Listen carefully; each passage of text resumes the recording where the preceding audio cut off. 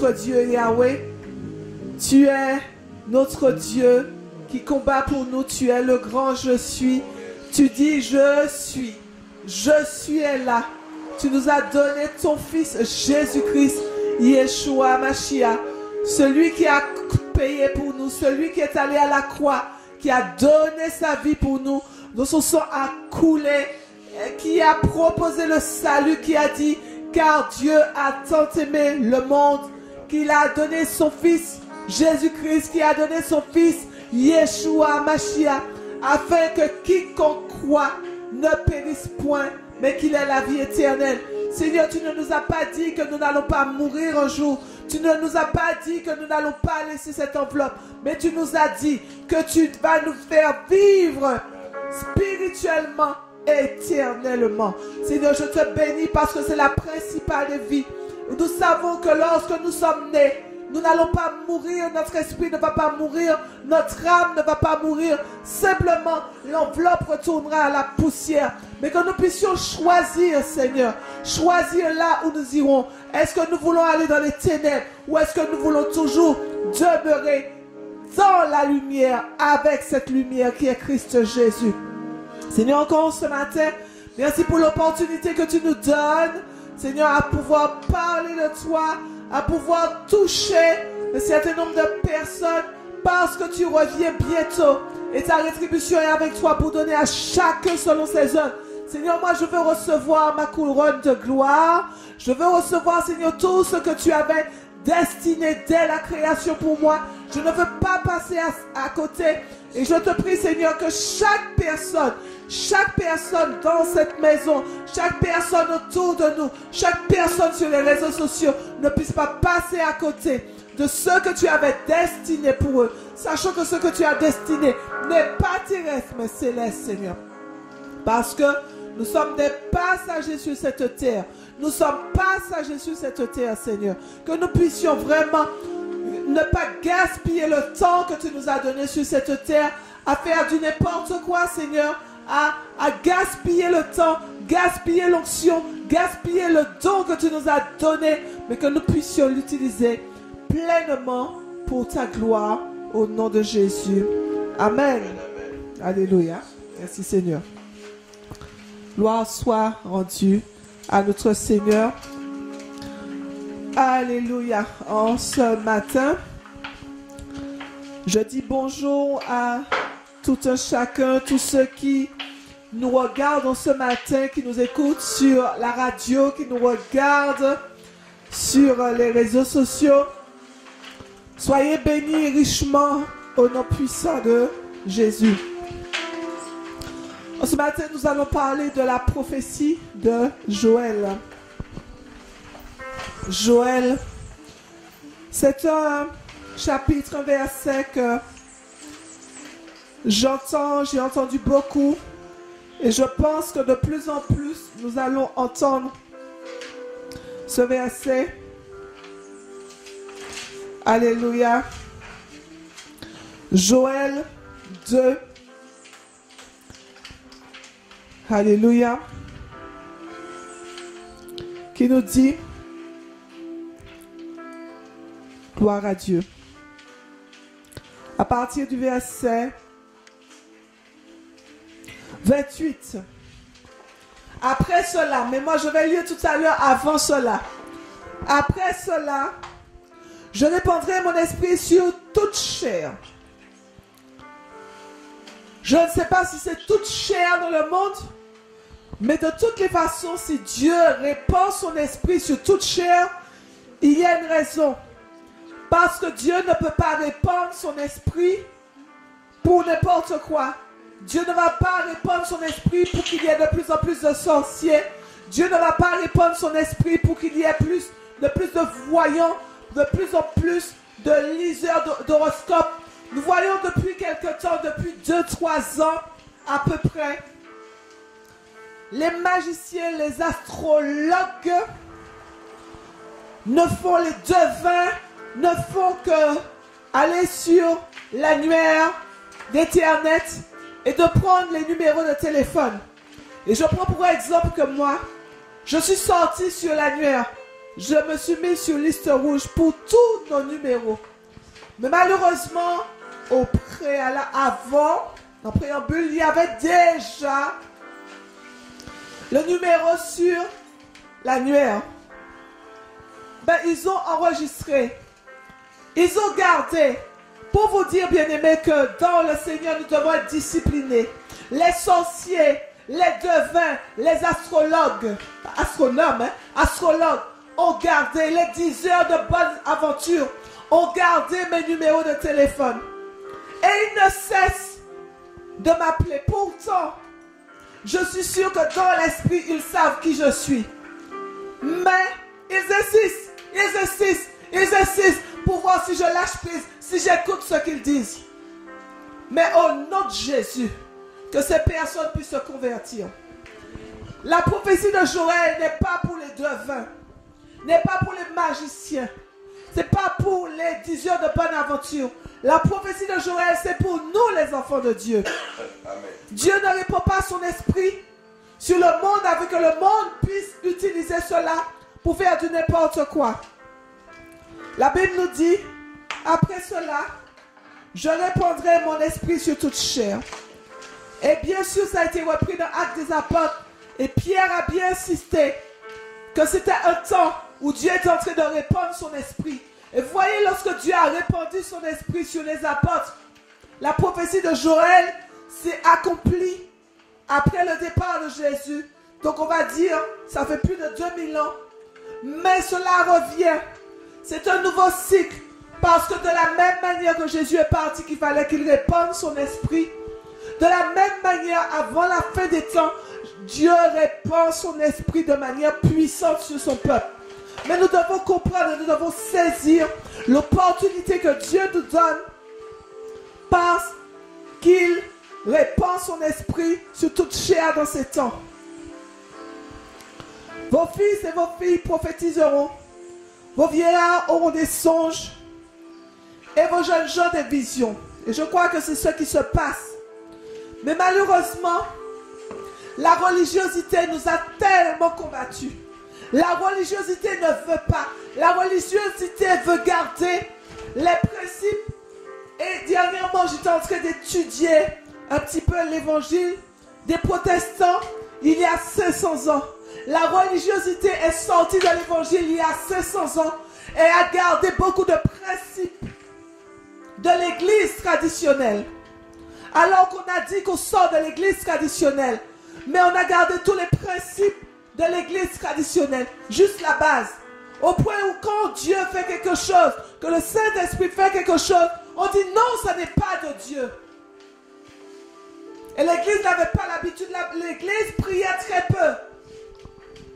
Parce que, j'ai même entendu, ça fait 30 ans à peu près de cela, j'ai entendu quelqu'un qui disait, il ne faut pas dire Alléluia trop. Alléluia, c'est gloire à Dieu. Mais je ne dis pas assez Alléluia.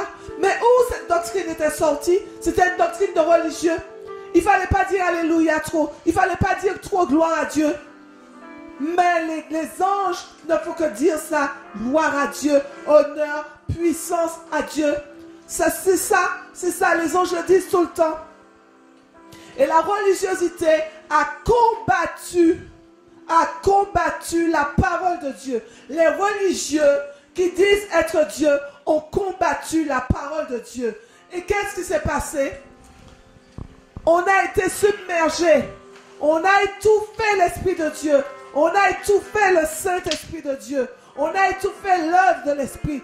Mais personne ne peut étouffer Dieu. C'est pour cela que Dieu permet des temps où il est obligé de relâcher sa gloire. On chante, relâche ta gloire. Et la gloire de Dieu doit être relâchée. Parce que personne ne peut tenir la gloire de Dieu. La gloire de Dieu doit être relâchée. L'onction de Dieu doit être relâchée. La vision de Dieu doit être relâchée. La parole de Dieu doit être relâchée. La puissance de Dieu doit être relâchée. Et c'est le temps où vos filles, vos fils, vos filles prophétiseront. Je crois au nom de Jésus que ce ne sera pas seulement l'onction prophétique, mais que dans le nom de Jésus, que nos fils et nos filles soient des prophètes, prophétesses de l'Éternel. Parce qu'ils deviendront des visionnaires. Dieu va les avertir. Dieu va leur montrer comment gérer le pays, comment gérer la nation. Vos vieillards auront des songes.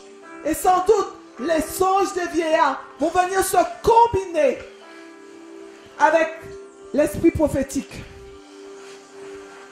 Même sur les serviteurs et les servantes, dans ces jours-là, je répandrai mon esprit. Après cela, au moment où l'onction prophétique est libérée, au moment où vraiment les visionnaires vont commencer à exercer, exercent déjà, eh bien, il dit sur les servantes et sur les serviteurs, ça veut dire que dans toute la maison de Dieu devra être remplie de la gloire de Dieu. Il dit, dans ces jours-là, je répandrai mon esprit. Auparavant, c'était sur toute chair. Il répandait son esprit d'abord sur la chair, d'abord sur nous. C'est le temps où Dieu est en train de répandre son esprit sur nous. Et après, il répand son esprit sur la création. Parce que c'est dans la création qu'il va faire apparaître des prodiges. Dans les cieux, il y a des prodiges dans les cieux et sur la terre. Mais il y aura aussi du sang, du feu, des colonnes de fumée. Le soleil se changera en ténèbres. Cela veut dire qu'il y aura des choses difficiles, ce que nous voyons déjà. La lune en sang avant l'arrivée du jour de l'Éternel, de ce jour grand et terrible. Monsieur, madame, mon frère, ma soeur, ce sera un jour terrible. Ce seront des jours terribles. Alors, quiconque invoquera le nom de l'Éternel sera sauvé. Il va pas forcément, tu ne vas pas sauver ta peau, mais tu vas sauver ton âme. Le salut sera sur la montagne de Sion, à Jérusalem, comme a dit l'Éternel, et parmi les réchappés que l'Éternel appellera. Voyez encore, tout est dirigé sur Jérusalem, tout est dirigé sur Israël. Combien de chrétiens, et je crois que Dieu est en train de changer. S'il y a une soeur qui me disait, oh, je n'aime pas, si elle m'écoute, je n'aimais pas les Juifs. Tu dois aimer les Juifs. Tu dois aimer Israël. Tu dois aimer le peuple d'Israël. Tu dois bénir Israël. Tu dois proclamer la paix pour Jérusalem. Avant de prier pour toutes choses, bénis Israël.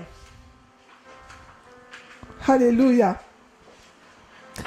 Mais avant toutes ces choses, avant que la prophétie de Joël a dit, le Seigneur a dit au travers de la bouche de Joël, qu'il va répandre son esprit sur nous.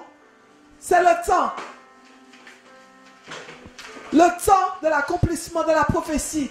Nous avions déjà vu des choses, mais nous allons voir de plus grandes. Mais quand nous allons un petit peu plus haut, avant qu'il répande son esprit sur toute chair. Au verset 18. Et je peux même aller au verset 12. Joël 2, 12. Parce que souvent on lit le verset qui nous intéresse. Mais avant ce verset, il y a des choses que Dieu veut nous dire. Après ce verset, il y a des choses aussi que Dieu veut nous dire. Joël 2.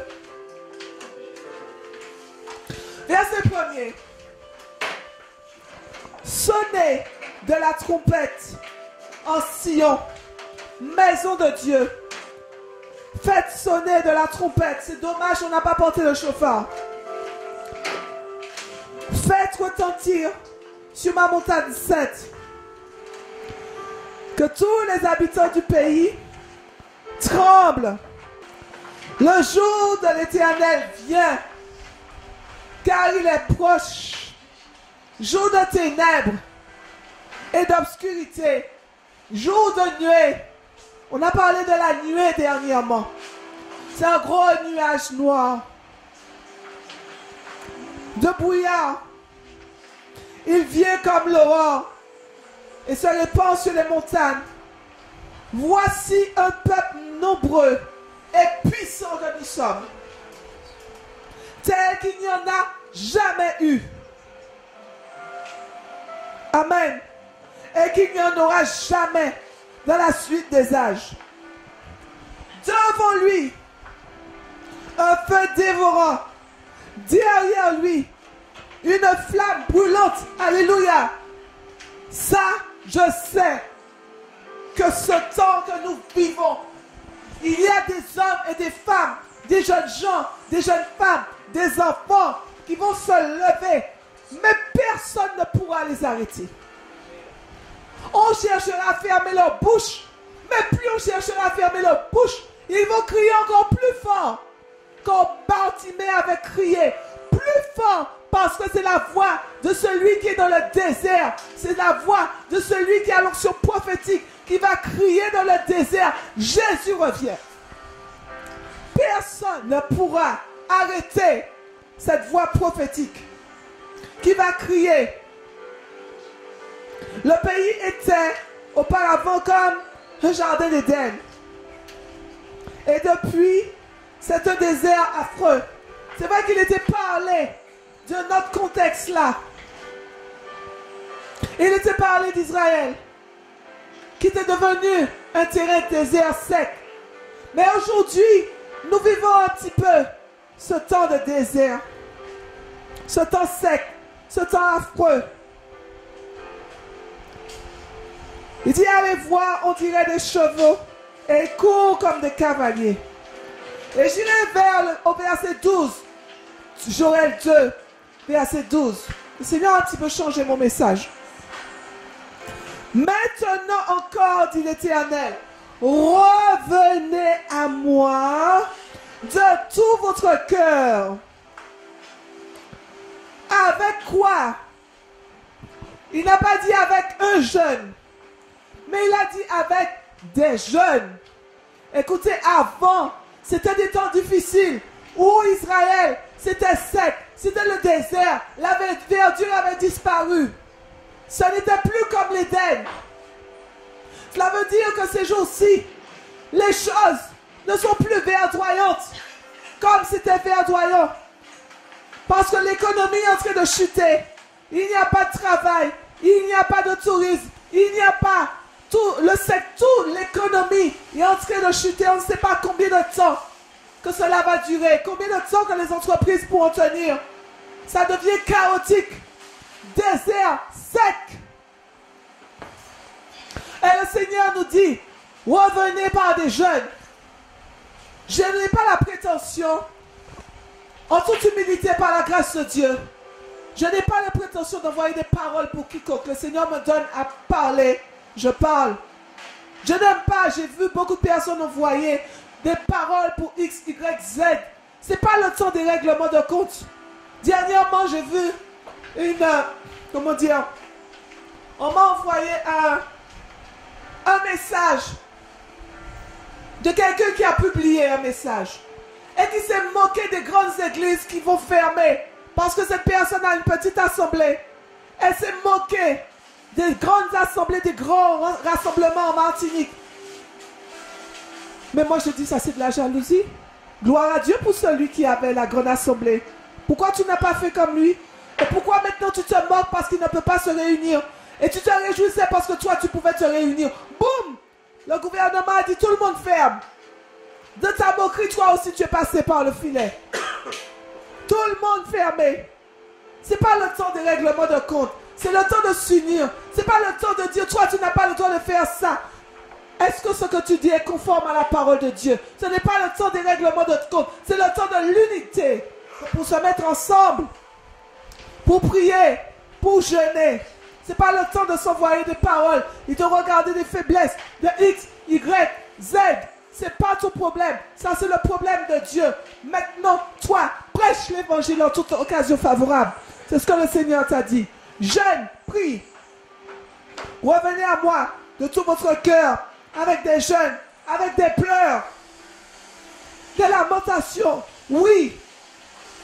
Pleure sur la Martinique. Pleure pour la Caraïbe. pleure pour la France, pleure pour l'Europe, pleure pour les nations. Va devant Dieu, supplie Dieu, implore Dieu, demande au Seigneur sa grâce, afin que cette hécatombe de mort cesse. Il dit au verset 13, déchirez vos cœurs devant Dieu. Et non, vos vêtements, revenez à l'Éternel votre Dieu, car il est compatissant et miséricordieux, la colère est riche en bonté, et il se repent. Dieu se repent des mots qu'il envoie. Oui, c'est pas Dieu qui a envoyé ce virus, mais Dieu a laissé le diable faire. Dieu a laissé le démon qui est derrière cette maladie. Il a laissé ce démon-là libérer cette maladie.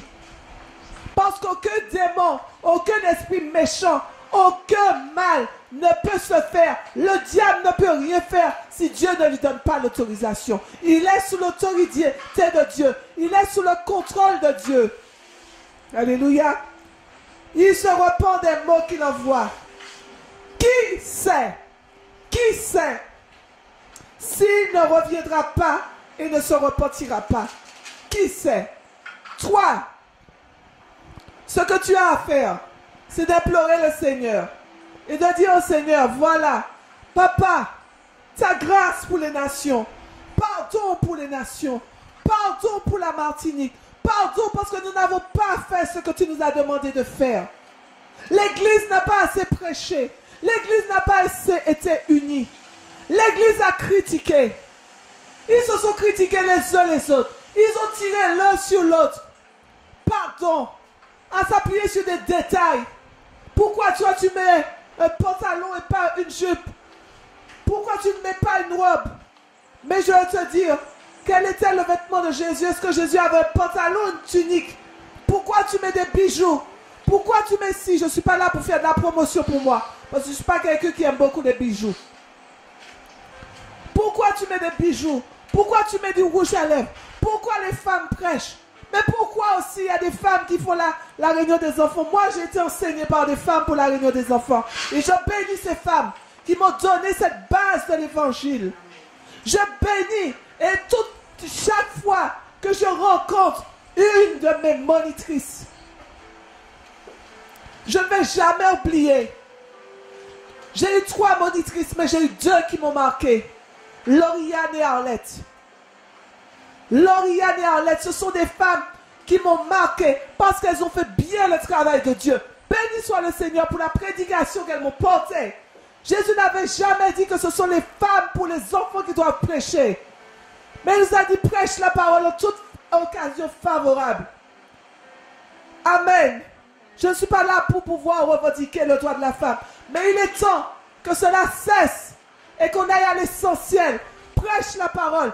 Toute personne que je vais rencontrer, je vais lui dire, Jésus revient. Et c'est maintenant que je vais ouvrir ma bouche pour dire, parce que Dieu m'a donné une bouche pour le louer, pour l'adorer, pour proclamer son nom et lui dire qu'il revient. Et que si tu ne te repens pas, tu ne seras pas sauvé.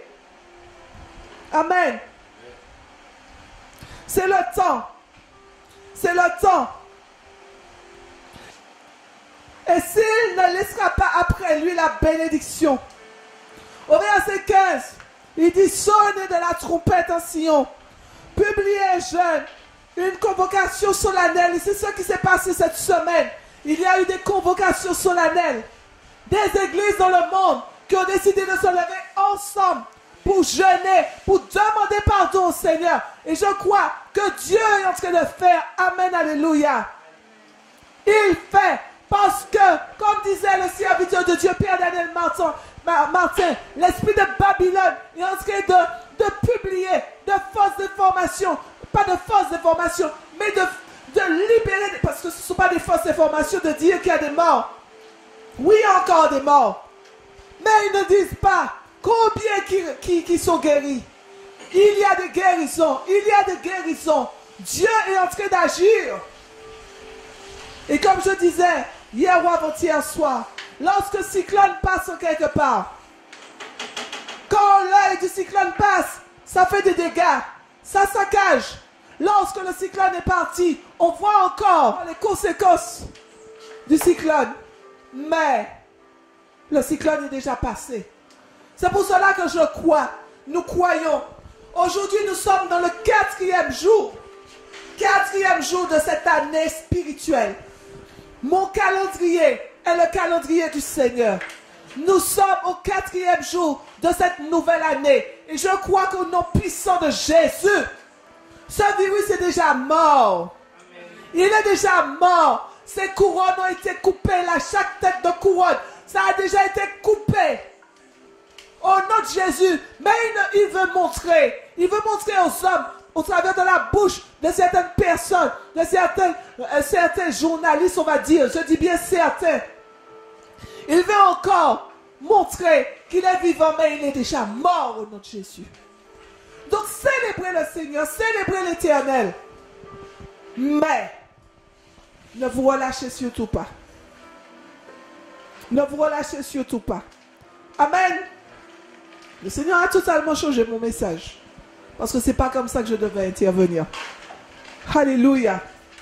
Donc avant que ce jour arrive, ou avant que Dieu répande totalement son esprit sur nous, afin qu'il y ait beaucoup de miracles et de prodiges, ben c'est un temps où l'Église doit se repentir, où l'Église doit jeûner, où l'Église doit se dépouiller, où l'Église doit se sanctifier, où l'Église doit se nettoyer, où dans l'Église, il ne doit pas avoir de querelle, il ne doit pas avoir de péché. C'est vrai que le Seigneur te dit de venir tel que tu es, mais tu ne peux pas demeurer. Combien de ceux qui viennent à l'Église, ils ne veulent pas changer, surtout au niveau de l'orgueil. Il faut un effort pour ne plus tomber dans le péché. Il faut un effort pour ne plus voler. Mais il mentent. Ils mentent. L'orgueil ne part pas. Parce que l'orgueil fait partie de la personnalité de l'être humain. Et l'être humain ne veut pas se débarrasser de l'orgueil. Mais c'est ça qui va t'empêcher d'être sauvé. Parce que c'est à cause de l'orgueil que Lucifer a perdu sa place. Donc tu ne peux pas demeurer dans la présence de Dieu si tu gardes l'orgueil. Je ne dis pas, parce que souvent les gens mettent l'orgueil dans une dimension. Il y a des gens qui viennent toujours pour écraser les autres. Et parce que tu ne te laisses pas écraser, on te dit que tu es orgueilleux. Non, c'est pas ça l'orgueil. Parce que si toi, tu viens pour assujettir quelqu'un, et la personne que tu veux assujettir ne se laisse pas assujettir, c'est toi l'orgueilleux, c'est pas la personne qui ne se laisse pas assujettir. Trop souvent, on aime renverser les choses. On aime victimiser. Les gens aussi qui se victimisent, ce sont des gens orgueilleux. Ils ne veulent pas lâcher prise. Donc nous avons un travail à faire. Nous avons un travail à faire. Moi je vois comment il y a des gens. Le Seigneur a permis que vous soyez au confinement. Dites-moi, est-ce que Noé, même si on n'était pas dans l'arche, mais vous pensez que Noé et sa famille, lorsqu'ils étaient dans l'arche, ils étaient en train de critiquer les gens qui étaient sur la terre? Parce que les gens qui étaient sur la terre étaient en train de mourir. Je crois qu'ils étaient en train de pleurer devant Dieu, de dire, Seigneur, regarde le travail que tu nous avais donné à faire. Ils n'ont pas écouté. Noé sans doute pleurait pour ces personnes. Et je vais vous dire, c'est pour cela que Jésus est mort. Toutes ces personnes qui sont mortes du temps de Noé, qu'est-ce que Jésus a fait? Il est descendu jusqu'à la 3e fosse. Et il est allé prêcher pour eux. Parce que je crois que pendant que Noé, c'est ce que je vous dis là, je viens de le recevoir. C'est une révélation de Dieu. Je crois que lorsque Noé était dans l'arche, pendant que Noé était dans l'arche, Noé priait. Il demandait, Seigneur, sauve-les. Mais il était trop tard parce qu'ils n'avaient pas répondu à l'appel. Mais Dieu s'est souvenu. Mon message a changé. Dieu s'est souvenu de Noé. C'est souvenu de l'intercession de Noé. Et Jésus est allé, il est descendu. Le problème, c'est que Jésus ne peut plus le refaire. Jésus ne peut plus le refaire. Donc c'est à nous maintenant. C'est à nous maintenant dans ce temps de confinement de supplier, d'implorer Dieu afin qu'il y ait un maximum qui soit sauvé. Amen. Un maximum qui soit sauvé. Alléluia. Le Seigneur veut que nous puissions revenir à lui revenir à lui, revenir nous dépouiller, nous dépouiller. Amen, alléluia. Maintenant, peut-être que je vais parler de ce que le Seigneur, de ce que le Seigneur m'avait mis à cœur. Amen. La prophétie d'Ésaïe qui a été reprise. Marc 1er dit au commencement de l'évangile de Jésus-Christ, Fils de Dieu, selon ce qui est écrit dans Ésaïe le prophète. Voici, j'envoie devant toi mon messager. C'est la voix de celui qui crie dans le désert, préparez le chemin du Seigneur et aplanissez ses sentiers.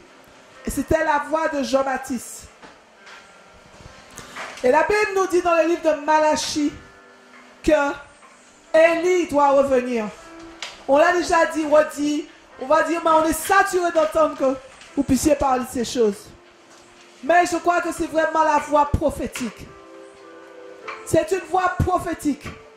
Et ça se rapproche de ce que je disais tout à l'heure dans Joël. Joël nous dit que dans les derniers temps, et ça a été repris dans Actes, je crois Actes 2, 17, je répandrai mon esprit sur toute chair. Je répandrai mon esprit sur toute chair. Non seulement l'esprit de Dieu, mais Dieu aussi veut répandre l'esprit d'Élie. Et je me rappelle du verset de Matthieu, quand Jésus était sur la montagne, quand il a permis à Pierre, Jean et Jacques de voir avec qui il parlait. Il parlait avec Élie et Moïse. Ça a une signification, une connotation puissante spirituellement. Le Seigneur veut que nous puissions préparer son chemin. Mais ce chemin, c'est au désert. C'est dans le désert que Dieu veut que nous puissions préparer son chemin avec l'onction et l'esprit d'Élie. L'onction et l'esprit d'Élie. Et nous voyons dans le livre de Joël, il est parlé d'abord qu'il répandra son esprit sur toute chair et qu'il va faire apparaître des prodiges. Cela veut dire que dans la prophétie de Joël combine les deux onctions. L'onction de Moïse et l'onction d'Élie. L'onction de Moïse et l'onction d'Élie. Celui qui prépare le chemin de Jésus, c'est l'onction d'Élie. Et celui qui vit dans les prodiges et les miracles, c'est l'onction de Moïse. Dans Joël, il est parlé des deux onctions combinées. Mais avant cela, on doit passer dans le désert parce qu'il faut préparer le chemin. Il faut préparer le chemin. Je vais te dire, mon frère, ma soeur, ce que nous sommes en train de vivre, ce sont les prémices du désert. Waouh! Beaucoup de serviteurs de Dieu, de grands hommes de Dieu, de ouais. Que la Martinique change. Parce qu'il y a des grands ouins de l'Éternel. Des hommes et des femmes qui passent leur temps devant Dieu. Qui passent leur temps à écouter la voix de Dieu. Et Dieu se révèle à eux. Dieu leur dit, les choses deviennent difficiles. C'est fini. Et ça fait un moment qu'on le dit. C'est fini l'évangile des gens à l'aise. On est à l'église comme si on est à la plage. On fait un petit somme par-ci, un petit somme par-là. On n'a même pas entendu ce que le pasteur a dit. Surtout si le message dérange, l'ennemi vient te faire prendre sommeil pour que tu ne puisses pas entendre ce que le pasteur dit. Parce que si le pasteur ne parle pas d'argent, le pasteur ne parle pas de prospérité, et que le pasteur parle de sanctification, si ça n'intéresse pas, et c'est pour ça que beaucoup de personnes n'iront pas dans les assemblées qui prêchent la sanctification. Il y a beaucoup de personnes qui ne vont pas aller dans les assemblées qui t'initient au combat, qui t'apprennent, ces assemblées qui sont là pour t'apprendre à combattre. Mais comment là tu vas pouvoir résister? Si tu n'as pas été entraîné au combat, si tu n'as pas été entraîné à jeûner pendant longtemps, comment tu vas faire Puisque ton corps te réclame de la nourriture, mangez, mangez, mangez, mangez. Si tu n'avais pas été entraîné au combat, si tu ne savais pas comment le monde spirituel fonctionnait, mais très facilement tu vas recevoir la marque de la bête. Oui, on a dit, oui, l'église sera enlevée avant la marque de la bête. Et pourtant, il y a tellement de choses qui se passent là maintenant. L'église n'est pas encore enlevée, mais prépare-toi à l'enlèvement. Parce que ce n'est que le commencement des douleurs. Alors que l'église est déjà persécutée en Chine, alors que les martyrs meurent déjà, il y a beaucoup de martyrs, le 5e saut. Et on dit, oui, mais Dieu est tellement bon, il ne permettra pas que ça nous arrive. Comment Dieu n'est pas bon pour les Chinois? Il n'est pas bon pour les pays où il y a les musulmans? Il est bon pour tous les peuples, mais pourtant, à cause du faux Christ, à cause du faux Christ, à cause du faux prophète, l'esprit du faux prophète est déjà en train de détruire beaucoup de chrétiens. Parce que l'esprit du faux prophète est déjà levé. Et c'est au milieu d'eux qu'il s'est levé. Et on n'a même pas vu que l'esprit du faux prophète est déjà en train d'agir. L'esprit du faux prophète et l'esprit de l'antichrist, les deux sont déjà levés. Mais c'est à toi de discerner qui est le faux prophète et qui est l'antichrist. Et l'église est encore là. Mais on a dormi parce qu'on est religieux. L'église, mais ce n'est pas seulement l'église qui va passer le désert. Le monde aussi va traverser le désert. Parce que c'est dans le désert que le monde va aller chercher Dieu. Parce que dans le désert, il y a un oasis. Et l'oasis, c'est Jésus. Il y a des cactus dans le désert. Et c'est dans les cactus que tu vas pouvoir prendre un peu d'eau. C'est dans le désert qu'il y a un lieu où il y a des oasis. Et tu pourras t'abreuver. C'est Jésus l'oasis. Préparez le chemin. Je disais tout à l'heure que Dieu va ouvrir la bouche de beaucoup. De beaucoup, et personne ne pourra les arrêter. Je bénis Dieu pour ceux qui avaient déjà commencé à prêcher dans les rues. Cela va se décupler. Et les gens seront embarrassés, ils en auront marre. Préparons-nous. Amen. Alléluia. C'est dans le désert. Apocalypse 2. Verset 6. Beaucoup avaient pris ce verset pour parler de Marie. Il n'est pas parlé de Marie. Que Dieu puisse éclairer les gens. Il n'est pas parlé de Marie. Apocalypse 12, verset 6. Et la femme s'enfuit dans le désert. Et l'église s'enfuit dans le désert. Où elle avait un lieu préparé par Dieu. Mon frère, ma soeur, église de Dieu, Dieu a déjà préparé un lieu pour toi dans le désert, afin qu'elle y fût nourrie pendant 1260 jours. C'est vrai que Marie et Joseph, parce que ce n'est pas Marie seulement qui est allée en Égypte. C'est Dieu qui a dit à Joseph, au travers de songes, de partir. Mais comment Apocalypse allait parler seulement de la femme? Apocalypse, Dieu allait parler, si c'était de Marie qu'il s'agissait, Dieu allait dire l'âme, parce que c'est à Joseph que Dieu a parlé, c'est pas à Marie que Dieu a parlé. Dieu a dit à Joseph, pars, prends le petit enfant, pars en Égypte avec cet enfant. Et effectivement, Jésus est resté jusqu'à l'âge de 3 ans et demi en Égypte, apparemment au Caire. Amen. Mais à aucun moment, Dieu a dit à Marie cela. C'est à Joseph. Donc, cela ne peut pas, Apocalypse 6 ne peut pas parler de Marie. La femme s'enfuit dans le désert.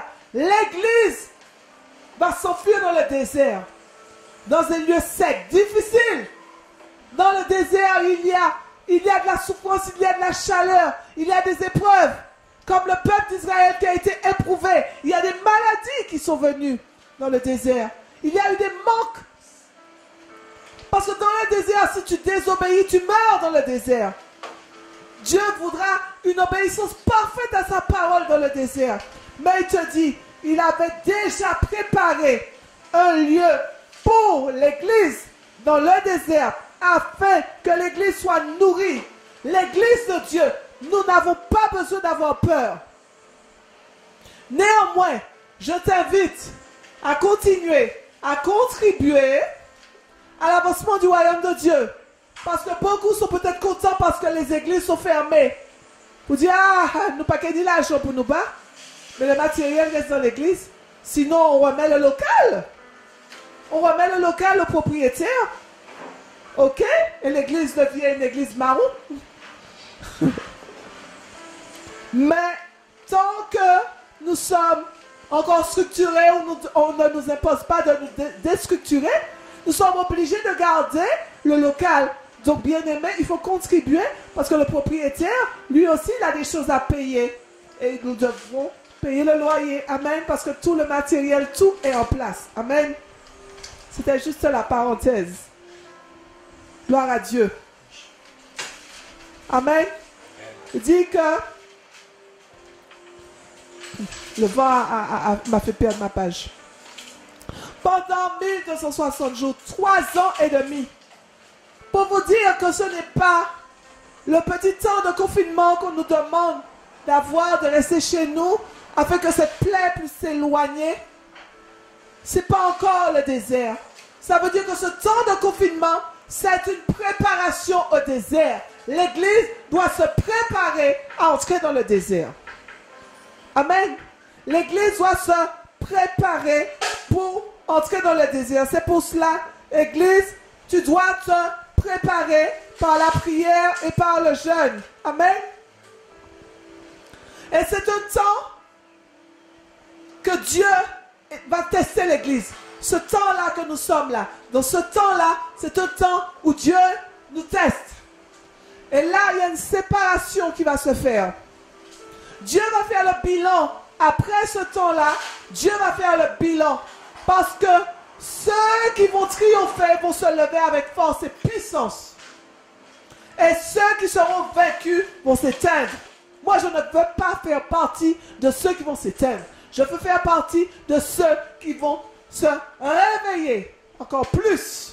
Me lever, que Dieu me garde vie, que Dieu garde ma vie, ma santé, afin que je me lève et que ma famille, que mes bien-aimés, que nos bien-aimés, que les communautés, que l'Église de Jésus-Christ soient protégées au nom de Jésus.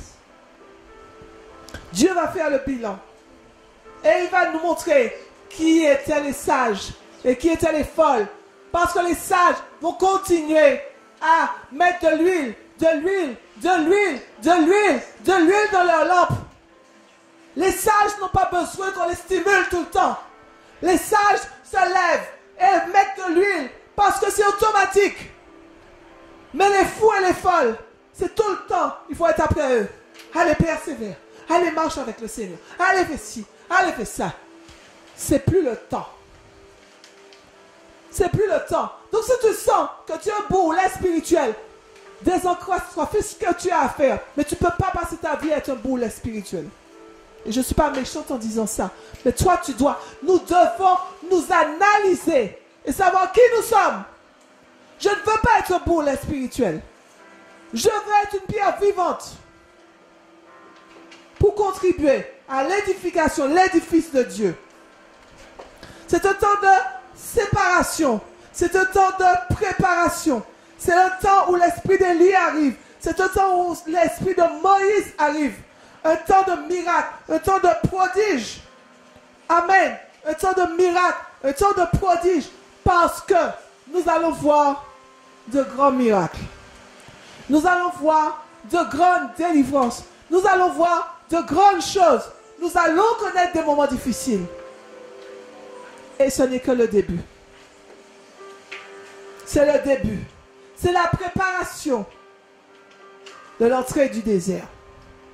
Donc si tu ne peux pas supporter, c'est peut-être 4 semaines, un mois ou un mois et demi, ce sera très difficile pour toi et moi de supporter le désert. Mais si tu n'es pas prête pour le désert, comment tu seras prête pour les autres choses? Amen. Amen. Amen. Je crois que en ce matin, je vais prier afin que chacun puisse reconsidérer ses voies. Et je vais demander à tous ceux et celles qui regardent, qui voudraient, de demander au Seigneur de faire un changement. De faire un changement dans leur vie. Je demandais, est-ce que les filles, vous pouvez venir chanter? De faire un changement. De faire un changement dans les vies, dans les cœurs. Un changement dans la consécration. Qu'on n'ait plus peur de se lever pour Dieu. Quand on sent qu'on est bloqué, on dit blocage, tu t'en vas au nom de Jésus. Quand on sent que le sommeil vient, ce n'est plus le temps de dormir, mais c'est le temps de se réveiller parce que Jésus revient.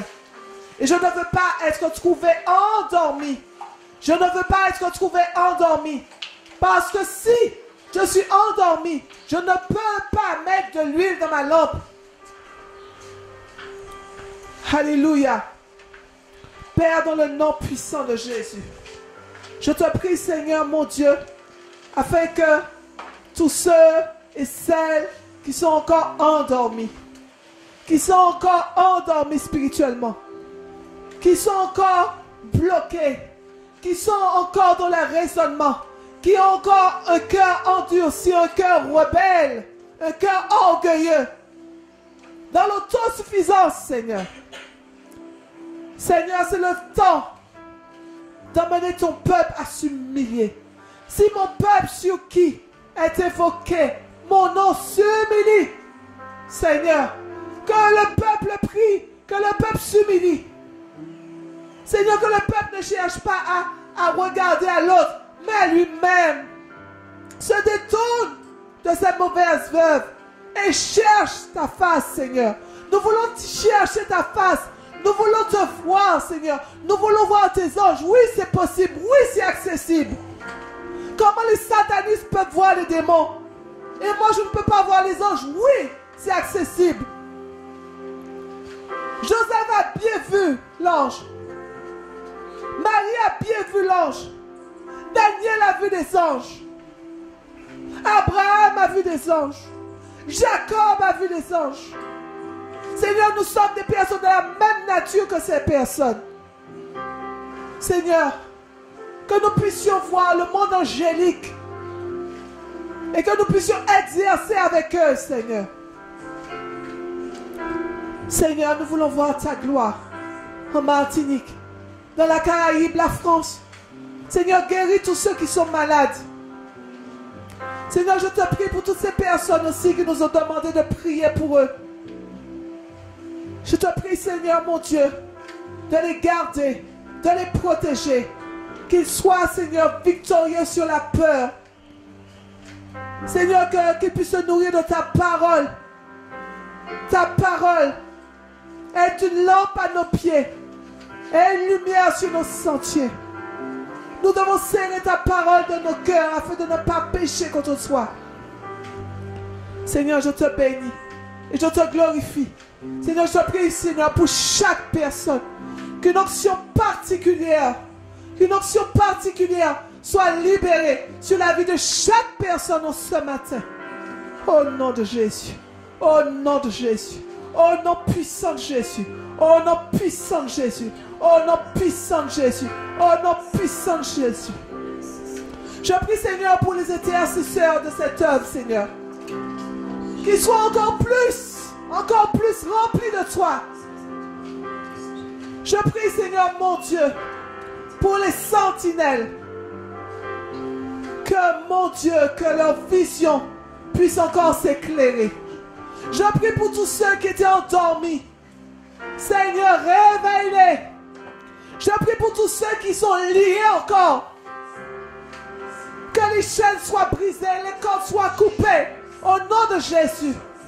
Que toute réclamation sur la vie de nos bien-aimés soit anéantie au nom de Jésus. Seigneur, fais éclater ta gloire.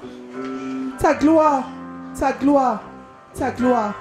Et nous proclamons encore, nous déclarons la guérison de la Martinique. La guérison, la guérison, la guérison. Bénis le gouvernement. Bénis les autorités. Protège-les, Seigneur. Les médecins. Les médecins.